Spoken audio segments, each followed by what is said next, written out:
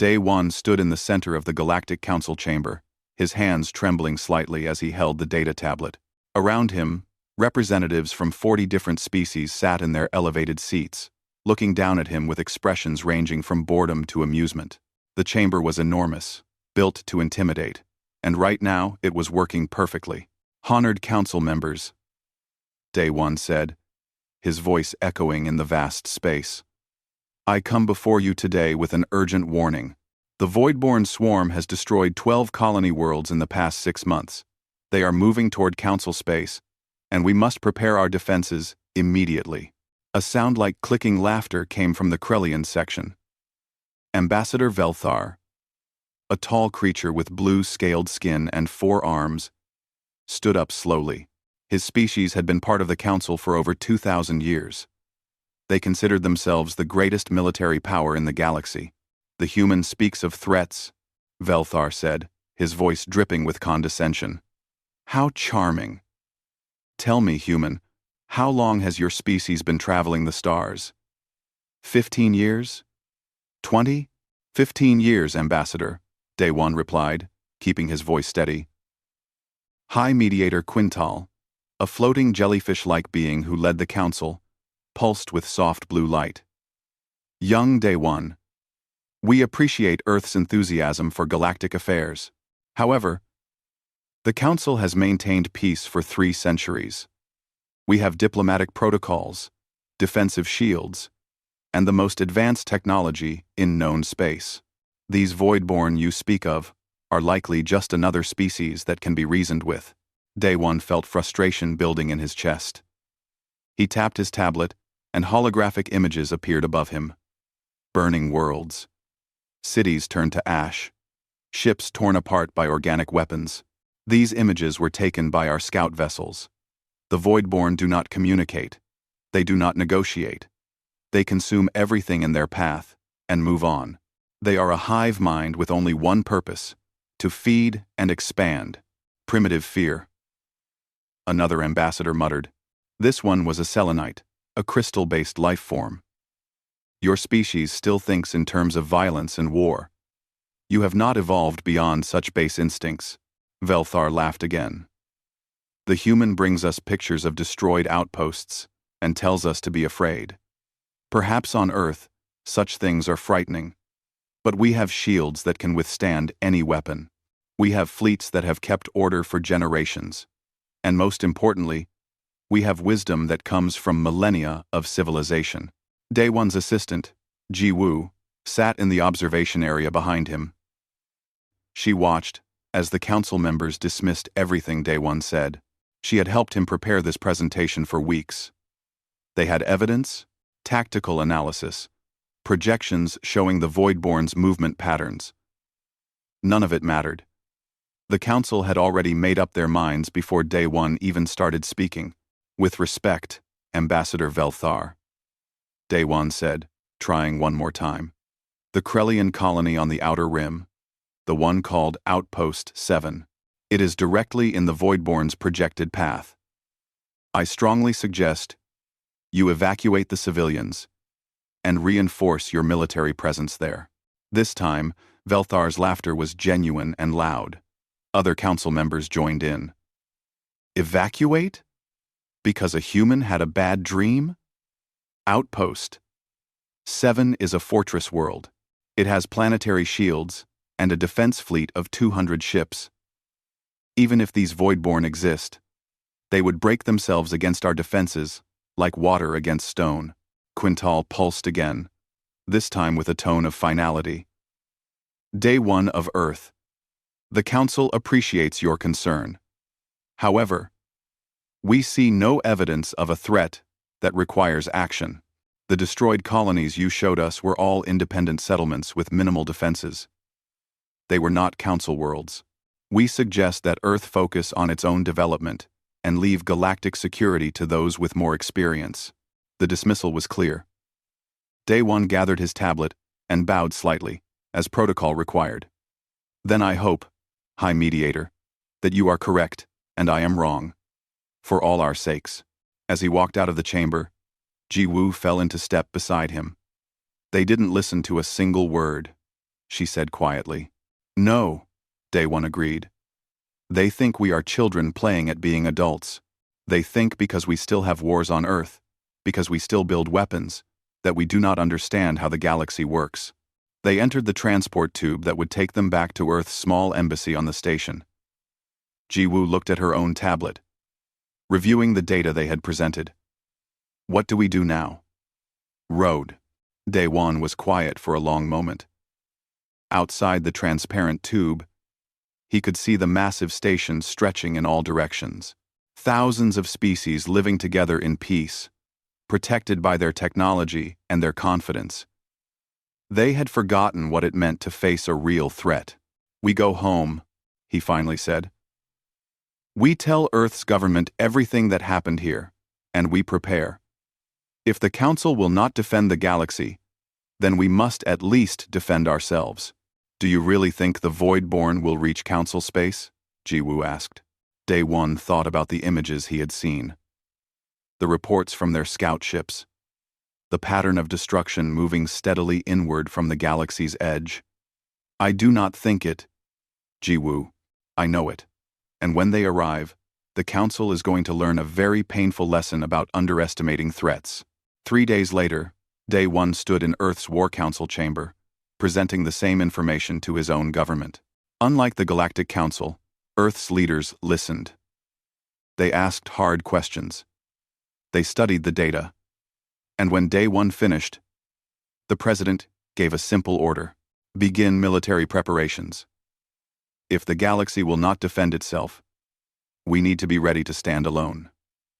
Ships began construction in orbital yards. Soldiers started training for combat scenarios.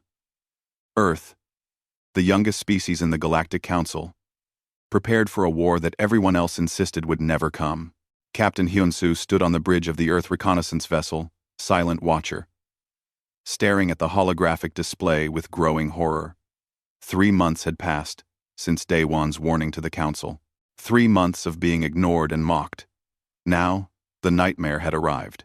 Confirm those readings, Hyun-soo said to his tactical officer, Min-ji. Min-ji's fingers danced across her console, her face pale. Confirmed, Captain. Krelian Outpost 7 is under attack. The planetary shields are already down to 40%. They have been fighting for less than 2 hours. Hyun-soo felt his stomach drop. Outpost 7 was supposed to be impregnable. A fortress world with defenses that could hold off an entire fleet. The Krelians had laughed at the idea that it could fall. Now it was dying. Get me visual, he ordered. The main screen flickered to life, and the bridge crew gasped. The space around Outpost 7 was filled with organic ships. They looked like massive insects, their hulls covered in chitinous armor that pulsed with bioluminescent veins. There were hundreds of them, maybe thousands. They moved in perfect coordination. A swarm with one mind. The Krelian defense fleet was trying to fight back. Blue energy beams lanced out from the elegant warships, striking the Voidborn vessels. Some of the beams hit, burning holes in the organic armor. But for every Voidborn ship destroyed, 3 more took its place. And the Voidborn weapons were devastating.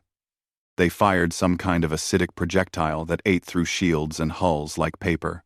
Captain, we are receiving a distress call from the surface, said Tae-young from the engineering station. Put it through. A Krelian commander appeared on screen. Behind him, explosions lit up the sky. This is Commander Halthven of Outpost 7. We are being overrun. The creatures, they do not stop. They do not fear death. They just keep coming. We need reinforcements immediately. We need...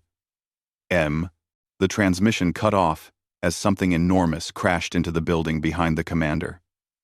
Through the static, Hyun-soo could see Voidborn creatures pouring through the breach. They looked like a nightmare combination of insect and predator, with too many legs and mandibles that could tear through armor.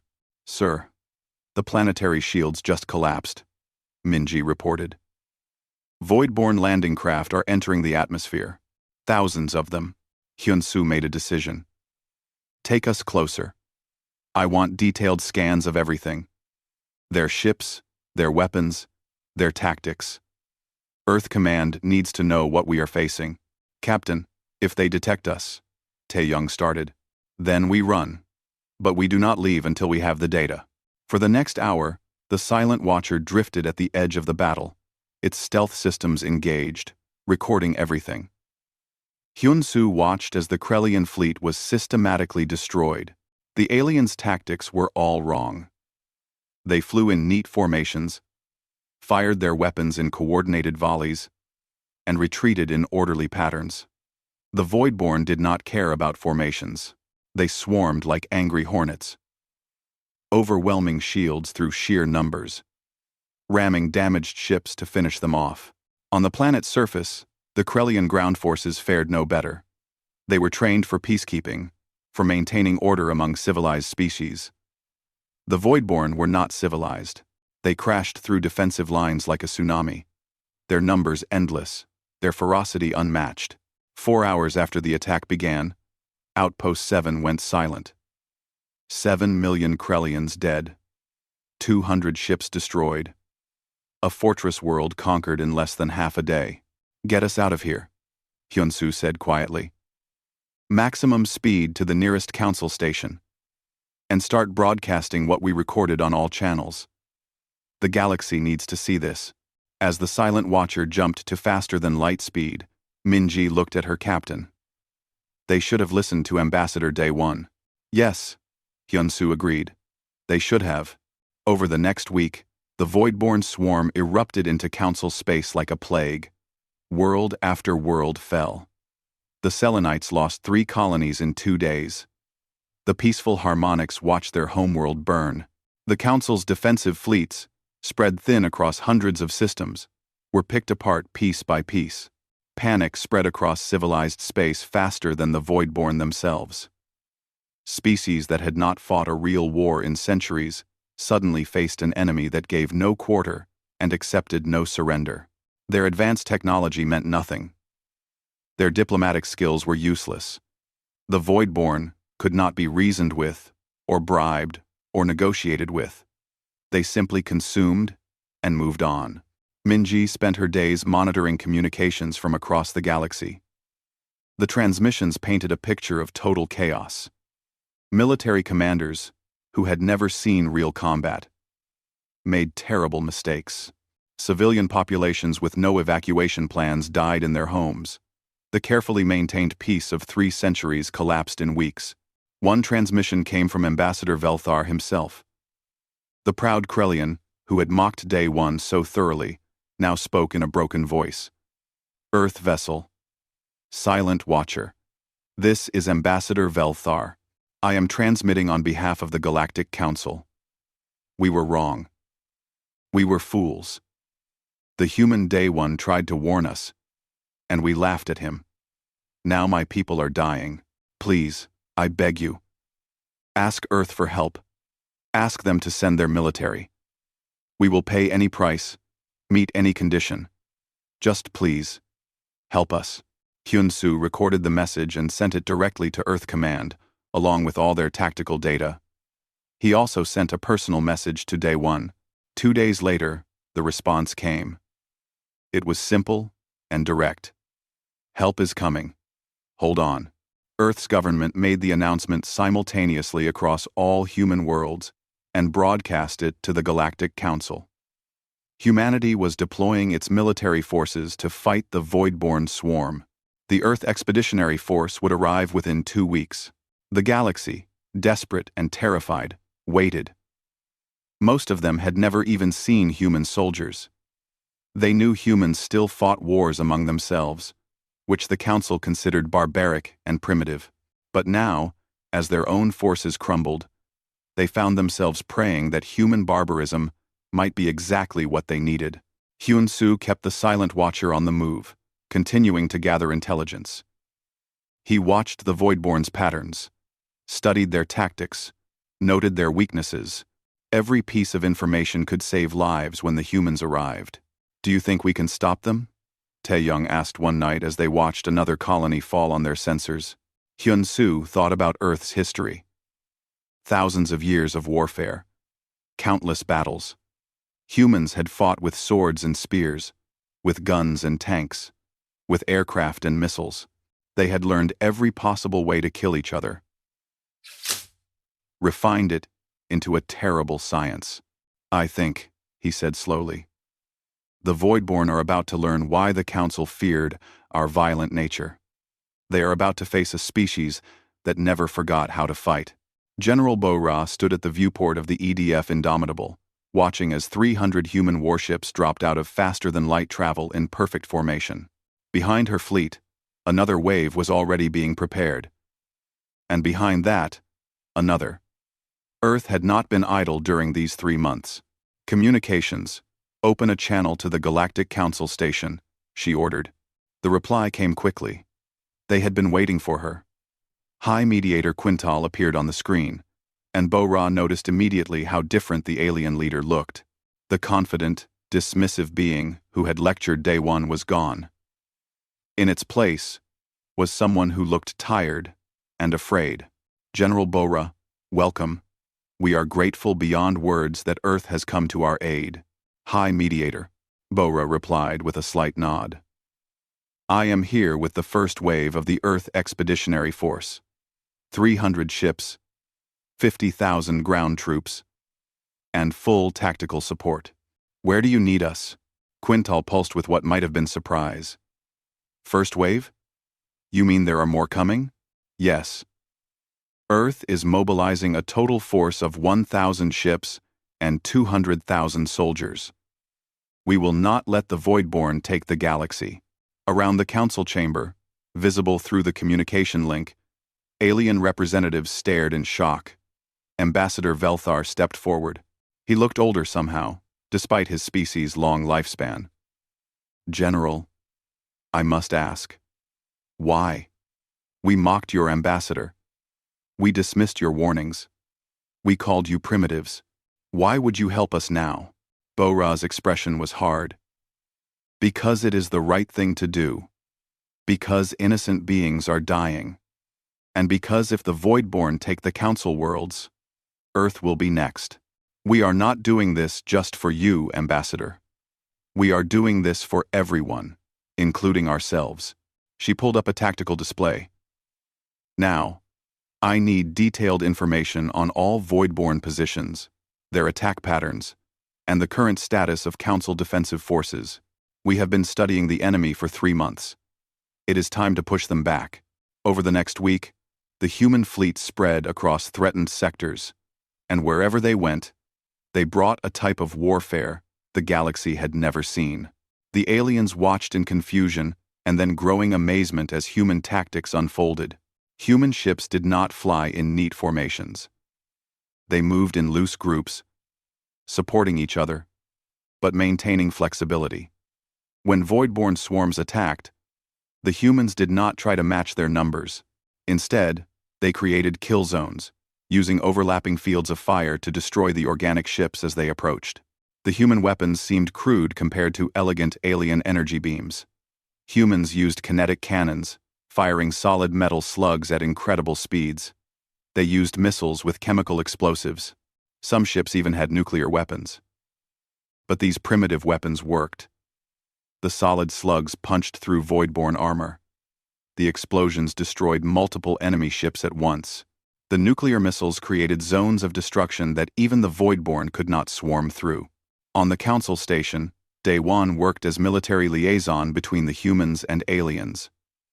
His vindication was complete, but he took no pleasure in it. Too many had died because the Council would not listen. Colonel Sangwoo arrived with his 7th Marine Strike Division, 7,000 of Earth's best soldiers. When he met with Krellian military commanders, the cultural clash was immediate. You want us to do what? Asked a Krellian general, staring at the human tactics manual. It is called guerrilla warfare, Sangwoo explained patiently. When the enemy has superior numbers, you do not meet them head-on. You hit them from ambush, retreat. Hit them again from a different angle. You make them afraid to advance. You bleed them slowly, but that is cowardly. Honorable warriors stand and fight. Sangwoo's expression was cold. Honor does not matter if you are dead. The Voidborn do not care about honor. They care about consuming everything they touch. If you want to survive, you will learn to fight the way we teach you. Young A, one of Earth's elite snipers, found herself training Krellian soldiers in marksmanship. The aliens had excellent aim with their energy weapons, but they had no concept of fieldcraft or camouflage.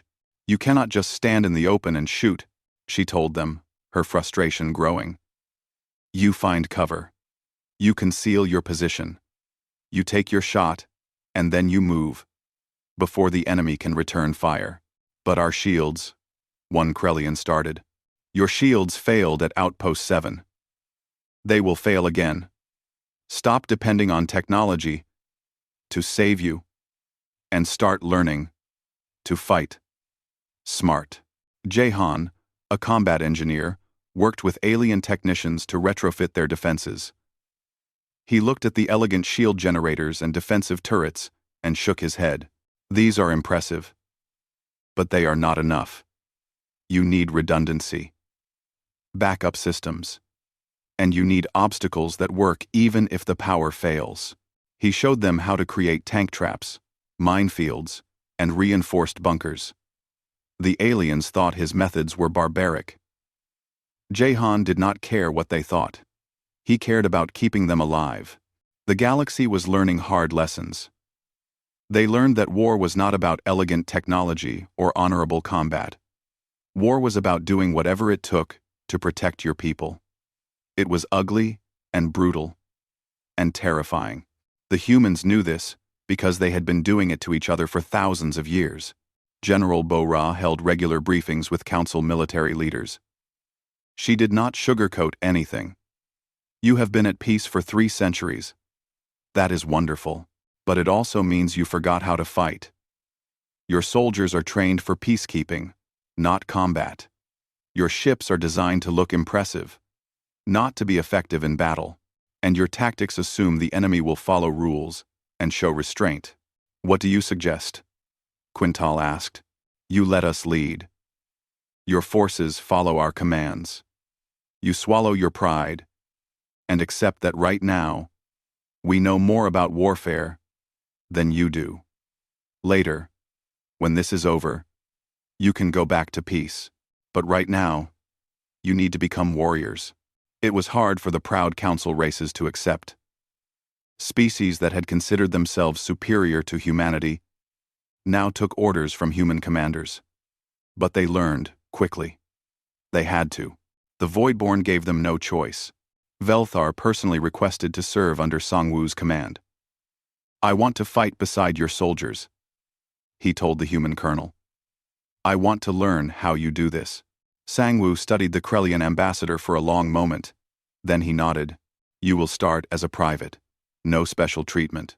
No rank. You will follow orders like everyone else. Can you accept that? Yes. Then welcome to the 7th Marines, Private Velthar. As the days passed, the tide slowly began to turn. The Voidborn were still powerful, still numerous. But now, they faced an enemy that understood war, an enemy that had refined killing into an art form over millennia of practice. The galaxy had mocked Daewon's warnings. They had laughed at humanity's violent history. Now that violent history was the only thing standing between them and extinction. Bo-Ra stood on her bridge, watching as her fleet moved into position for the next major engagement. Beside her, Daewon reviewed tactical data. Do you think we can win? He asked quietly. Bo-Ra was silent for a moment. We will pay a terrible price. Many will die. But yes, we can win. Because we have something the Voidborn do not have. What is that? We know how to fight when victory seems impossible. We know how to stand when everything says we should run. Humanity learned those lessons through blood and fire. Now we will teach the Voidborn what it means to face a species that refuses to surrender. The world was called Sanctuary 9, a beautiful colony planet with blue oceans and green forests. It sat at a strategic choke point between Council space and the Outer Rim. If Sanctuary 9 fell, The Voidborn would have a clear path to dozens of heavily populated systems. The war would be lost. Colonel Sang-woo stood on the colony's highest hill, looking at the defensive positions his forces had prepared. 8,000 human marines and 15,000 alien troops from 6 different species. Against them, intelligence suggested the Voidborn were bringing at least 200,000 ground forces. The numbers were not good. "Final status report," he said to his officers gathered around the tactical display. Young A spoke first. "Sniper teams in position. We have overwatch on all major approach routes. When they come, we will take out their command organisms first." Jaehan nodded. "Engineering completed the last minefield an hour ago. We have turned this colony into a death trap. Every street, every building, every open space is covered by explosives or firing positions." Captain Hyun-soo, whose ship orbited overhead, added his report. "The fleet is ready. We cannot stop their landing craft, but we will make them pay for every ship that gets through." Sang-woo looked at Private Velthar, who now wore human marine armor modified for his Krellian physiology. The former ambassador had proven himself over the past weeks. He learned quickly and never complained, even when given the hardest assignments. "Private, what is your squad's status?" "Ready, sir. We have trained with the humans. We know our positions. We will not run." Sang-woo nodded. That was all anyone could promise in battle. To not run. To stand and fight, even when fear screamed at you to flee. Across the colony, soldiers made their final preparations. They checked weapons, reviewed their assignments, and said quiet prayers to whatever gods they believed in. Some wrote letters to families they might never see again. Others simply sat in silence, gathering their courage. Sujin, a field medic, organized her medical station in a reinforced bunker. She had enough supplies to treat maybe 300 casualties. If the casualty count went higher than that, she would have to make terrible choices about who to save. She tried not to think about it.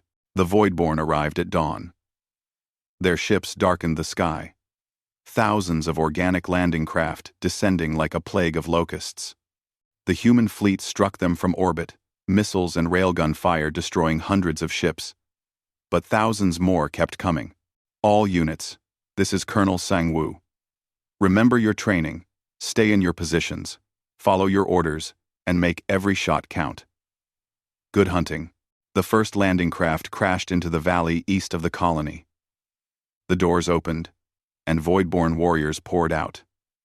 They looked even more terrifying in person than in the recordings. Each one was 3 meters tall, covered in chitinous armor, with mandibles that could bite through steel. Young A's voice came over the radio, calm and cold. "I have the shot. Taking it. 2. Her rifle cracked once. 3 kilometers away, a Voidborn command organism's head exploded. The creatures around it immediately became disorganized, milling about in confusion before new commands from the swarm mind reached them. Confirmed kill. Moving to position 2. All across the defensive perimeter, human snipers went to work. Pick a target. Fire. Move. Pick another target.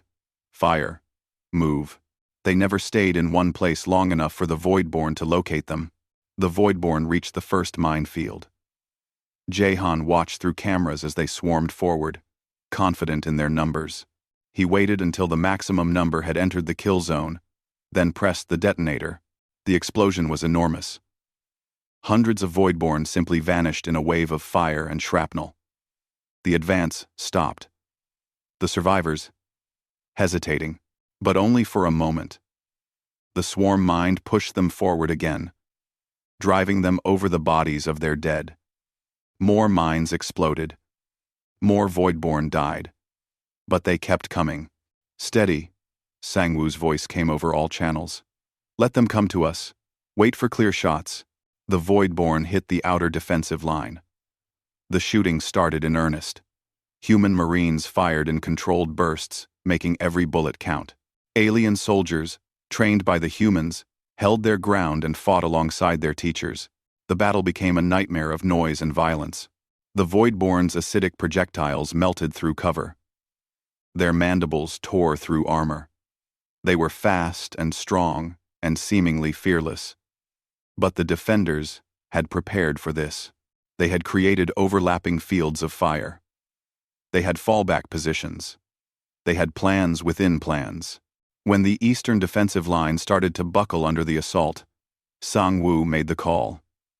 Eastern units, execute fighting retreat to position 2. Western units, prepare to receive them. The troops on the eastern line did not break and run. They retreated in good order, covering each other, making the Voidborn pay for every meter of ground. They fell back to prepared positions and set up again, ready to continue the fight. The Voidborn pursued, thinking they had broken through. They walked into another kill zone. Human heavy weapons opened up from concealed positions. Mounted guns tore through their ranks. Missile launchers fired at point-blank range. For 12 hours, the battle raged. The defenders gave ground slowly, making the Voidborn fight for every street, every building. Jaehan's traps claimed thousands. Young A's snipers killed command organisms faster than the swarm could replace them.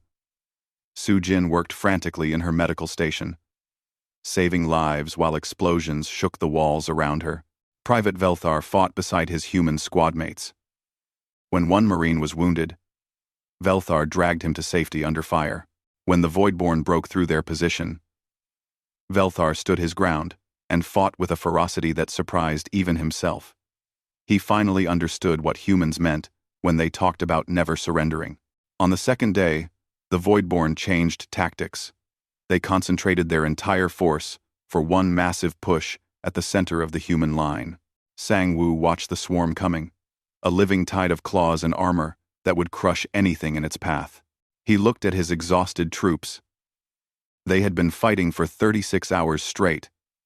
They were low on ammunition. Medical supplies were almost gone. By every tactical calculation, this next assault would break them. All units, he said. I know you are tired. I know it seems impossible, but I need you to do one more impossible thing. When they hit us, when they think they have won, I am going to order a counterattack. We are going to charge forward into them. 1, 1, 4, 1, 4, 1, 4. There was silence on the radio. Then Young A's voice came through. Understood, sir. We go forward. One by one, every unit acknowledged the order. They would advance into certain death because their commander asked them to. The Voidborn slammed into the center line with overwhelming force. For a moment, it looked like the defense would collapse. Creatures poured through breaches in the wall. Soldiers fought hand to hand, using knives and rifle butts when their guns ran dry. Now, Sang-woo roared. Counterattack! Forward! 8,000 human marines and 15,000 alien soldiers, exhausted and bleeding, charged forward. They did not retreat. They did not try to hold the line. They attacked. They pushed into the Voidborn swarm with a ferocity that matched the enemy's own. The Voidborn, programmed to expect prey to run, did not know how to respond to prey that attacked. Their formations broke. Their momentum stopped.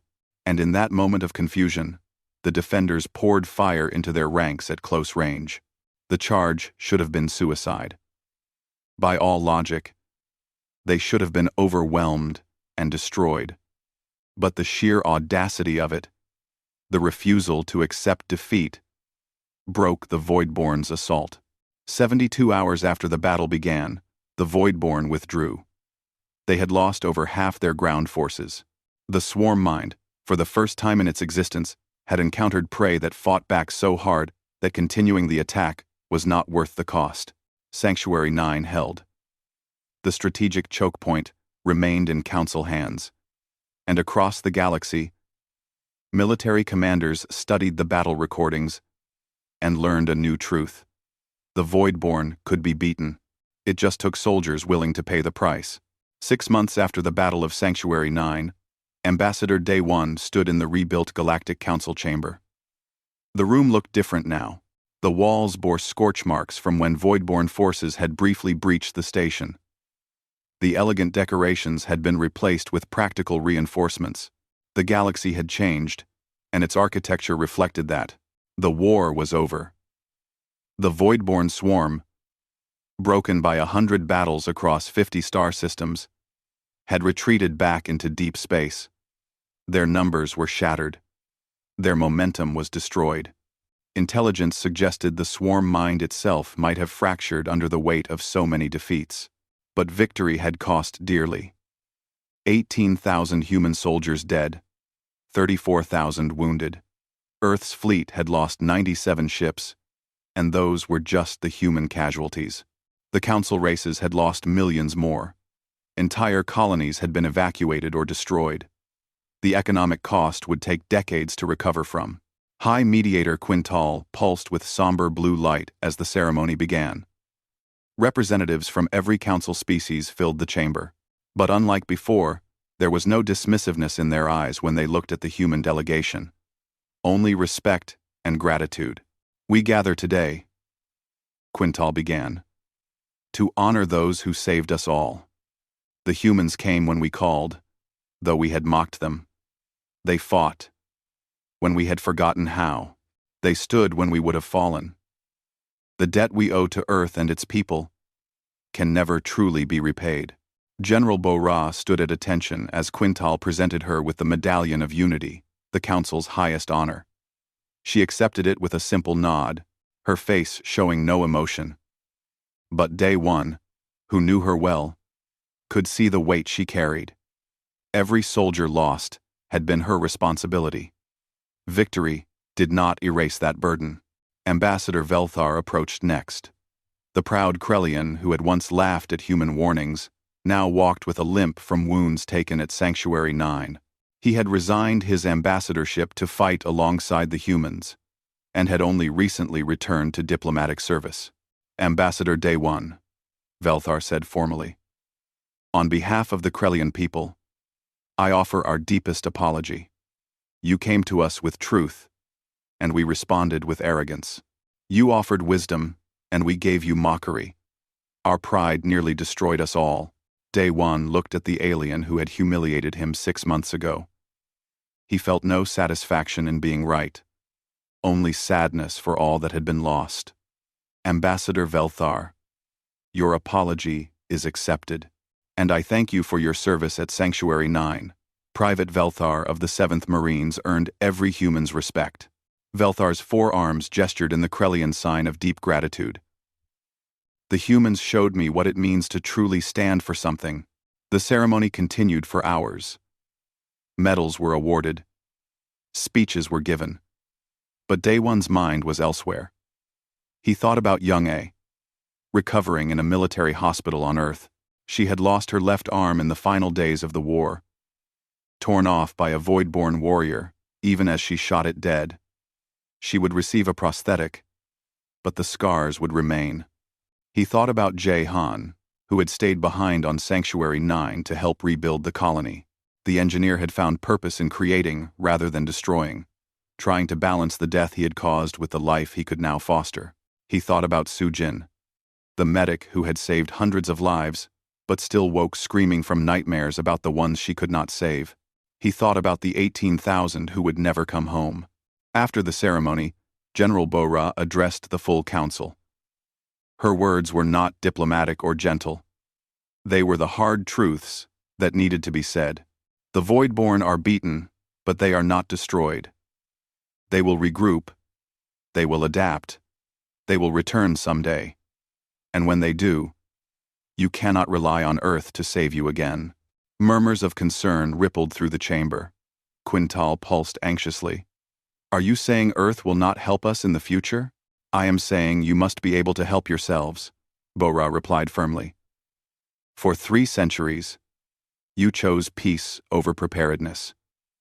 You built a civilization with no teeth, no claws. You became sheep, and then you wondered why the wolves came. Earth will always be your ally, but we will not be your protectors. You must learn to protect yourselves." She pulled up tactical displays showing Council military forces.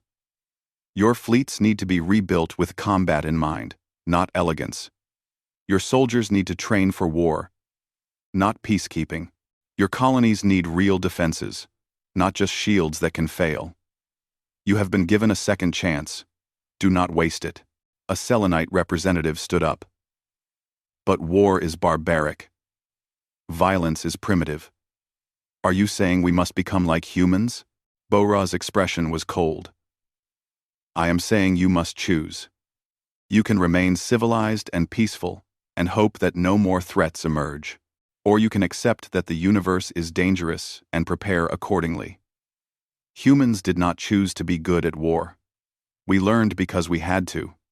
Because the alternative was extinction. There must be another way, the Selenite insisted. Then, find it. Bora said.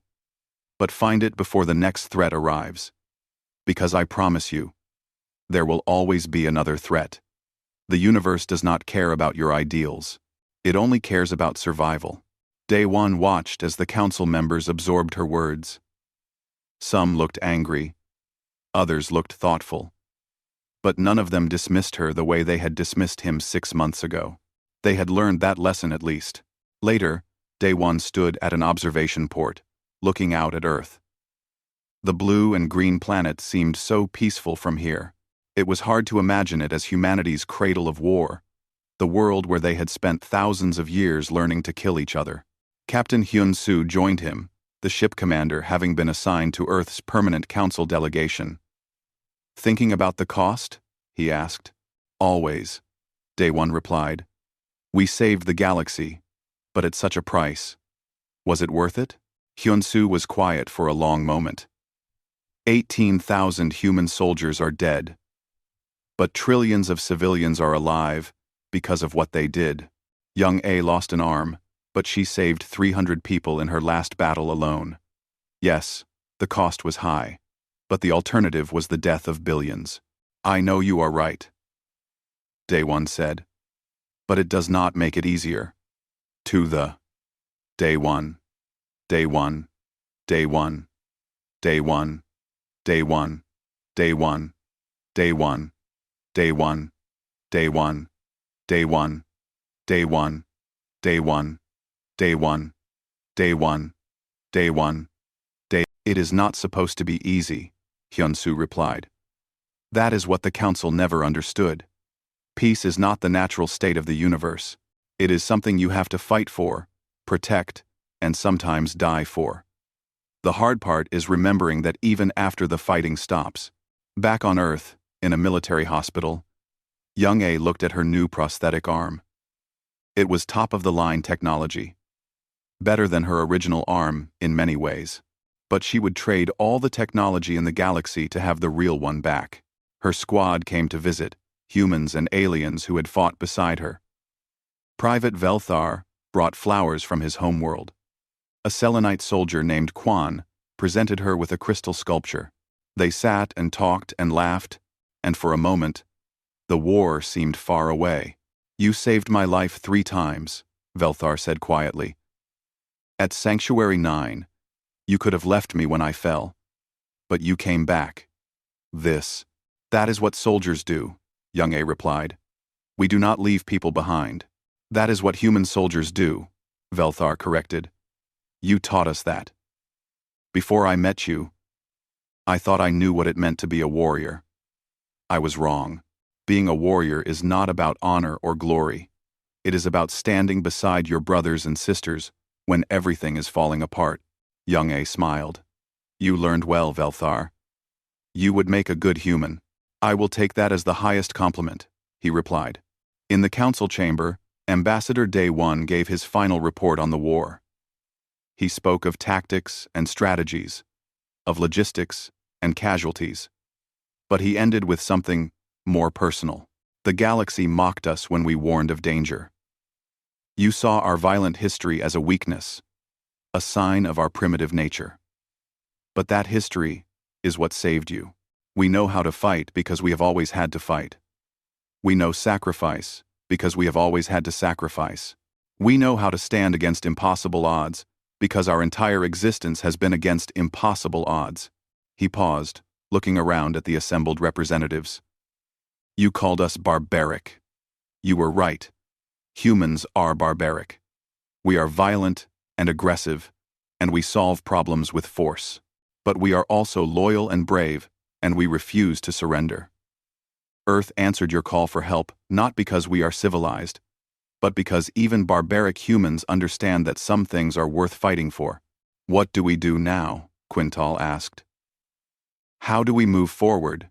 Daewon smiled slightly. You learn from us, as we learn from you. You teach us to be better at peace. We teach you to be better at war. And together, we build a galaxy that can be both civilized and strong. As the session ended, Daewon looked out at the stars. Somewhere out there, the Voidborn were regrouping. Other threats would emerge. The galaxy would face new challenges, but now it would face them with open eyes, ready to defend what it had built. The galaxy had mocked his warnings. But it would never make that mistake again.